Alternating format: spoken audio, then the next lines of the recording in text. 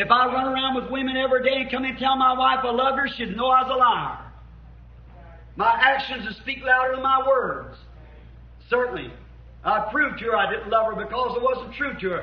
Si je sortais tous les jours avec des femmes et qu'en rentrant je dise à mon épouse que je l'aime, elle saurait que je suis un menteur. Mes actions parleraient plus fort que mes paroles. Certainement. Je lui prouverais que je ne l'aime pas parce que je ne lui serais pas fidèle. She told me she loved me and every time I'd be gone she'd take over somebody else. It would prove that she didn't love me. Si elle me disait qu'elle m'aime et que toutes les fois que je pars, elle file avec quelqu'un d'autre, cela prouverait qu'elle ne m'aime pas. Right. Her actions prove. I don't care how much she'd try to tell me, Bill, I love you and there's no one else in the world but you. I know she's a liar. C'est vrai. Ses actions le prouveraient.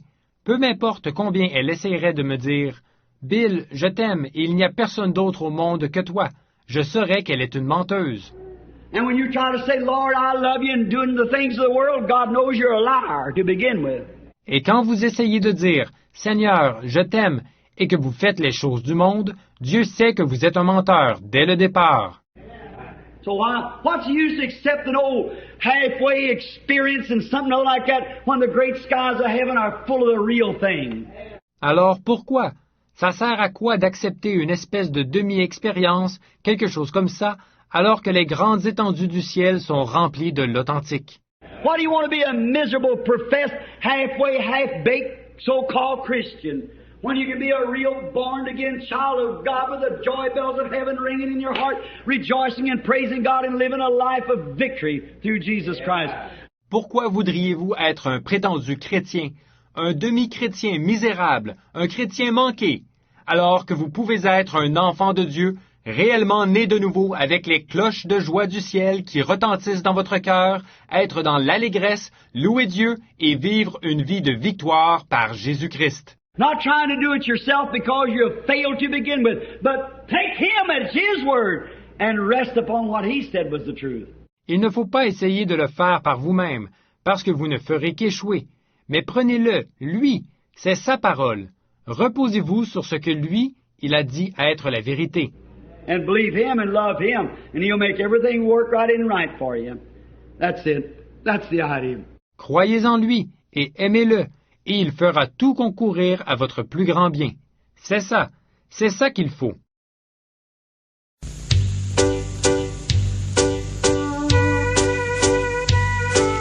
Cantique numéro 17. Oh, combien j'aime Jésus.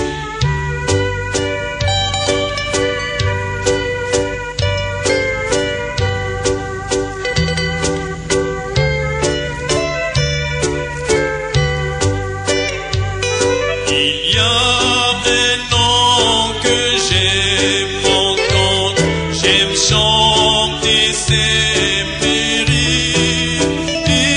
C'est une musique à mes oreilles.